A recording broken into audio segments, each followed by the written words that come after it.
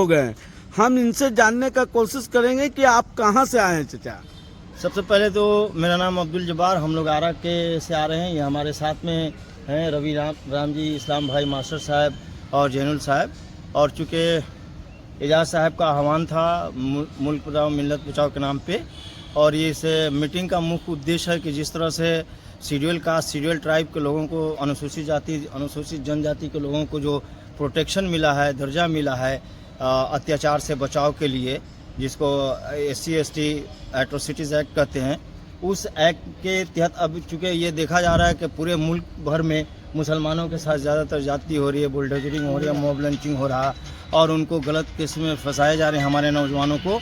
तो मुख्य मांग हमारी सरकार से और केंद्र सरकार से यही रहेगी कि उसमें एक्ट में तरमीम करके हम लोगों को भी, माने अक़लियत के को भी, माइनॉरिटीज़ के भी लोगों को शामिल कर लिया जाए। और माइनॉरिटीज़ में खास करके उन लोगों को जो दलित माइनॉरिटीज आते हैं, चूँकि मतलब अल्पसंख्यक को ना ही कोई ये मिला है कॉन्स्टिट्यूशनल कोई ये है, ऐसे तो क्या कहते हैं कि उसको आपको संविधान के तहत सब को सुरक्षा है, सबको बराबरी का सम्मान है। लेकिन जिस तरह हमारे दलित भाई को शेड्यूल कास्ट, शेड्यूल ट्राइब को दर्जा मिला है, उसमें हमारे मुसलमान भी ऐसे लोग हैं जो दलित हैं, जो कि धोबी हैं, काम करते हैं, नट हैं, ये आपका भंगी हैं, मेहतर हैं, हलालखोर हैं। तो काम तो हम लोग वही करते हैं, धुनकर हैं, बुनकर हैं।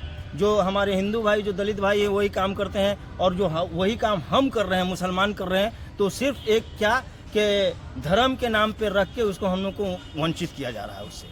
तो भाई ठीक है, धर्म के नाम पे आप हमको आरक्षण मत दीजिए, शेड्यूल का, शेड्यूल ट्राइब का दर्जा नहीं दीजिए, तो आपका बुनियाद तो होगा, कोई बेस तो है। आपने किस आधार पे उन लोग को दिया है? अगर काम के आधार पे दिया है, अगर उनके वर्क के आधार पे दिया, तो वही तो काम हम करते हैं, जो हमारे हिंदू धोबी करते हैं, मुसलमान धोबी करता है। तो उनको रखा गया, हमको क्यों नहीं रखा गया? जो धुनकर बुनकर जो दुनिया कपड़ा बुनते हैं, मुसलमान में हमारे अंसारी भाई बुनते हैं, उनको क्यों नहीं रखा गया? ठीक है, अभी आप बोल रहे हैं कि धर्म के एतबार से नहीं है, तो हम पूछना चाहेंगे आपके चैनल के माध्यम से कि क्या वो जो हमारे हिंदू भाई को जो ये अधिकार मिला है शेड्यूल का शेड्यूल, तो वो किसी धर्म से है या नहीं है, रिलेटेड है या नहीं है? ठीक है, बिल्कुल जाहिर बात है कि वो अपना सनातन धर्म से, हिंदू धर्म से रिलेटेड है। अगर मान लिया कि चलिए वो भी आपका बेस नहीं है, आधार नहीं है, फिर अगर आप शैक्षणिक और सामाजिक स्थिति के आधार पे उन लोगों को दिए हैं कि चलिए भाई ये समाज में सबसे अंतिम पिछड़े पे लोग हैं, अंतिम दर्जे के लोग हैं, बहुत ही वंचित हैं, बहुत ही शोषित हैं, तो भाई आप सच्चर कमेटी का रिपोर्ट उठा के देख लीजिए। हम लोगों ने मुसलमानों ने वो नहीं बनाया है, फिर सरकार सच्चर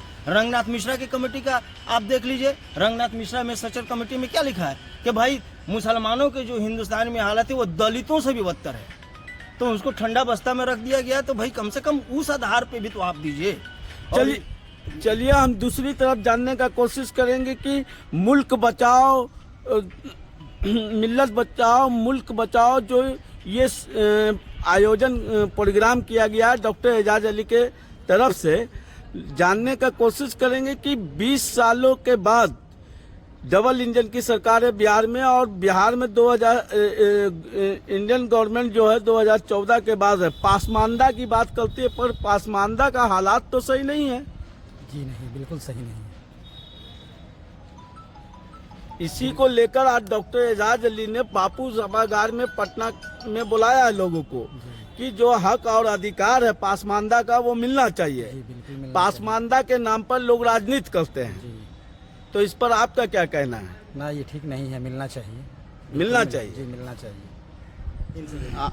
इस पे क्या कहना है आपका? एकदम मिलना चाहिए, क्योंकि देखिए ये लोग सबसे निचला पौधान में, जैसे हमारा रविनाथ राम नाम हुआ, हम दलित समाज से आते हैं, MD समीकरण हम लोग का निश्चित तौर पर यह है, इन लोग का भी सुरक्षा मिलना चाहिए। जो हम लोग का दलित का 1989 में जो दलित एक्ट जो बना था, उसके तहत भी लोग को आना चाहिए। हर जगह मुसलमान को प्रताड़ित किया जाता है कि मुसलमान देश का गद्दार है, मुसलमान आतंकवादी है। तो इसे सुरक्षा में ये लोग भी रहे, हम लोग को उससे कोई एतराज़ नहीं है।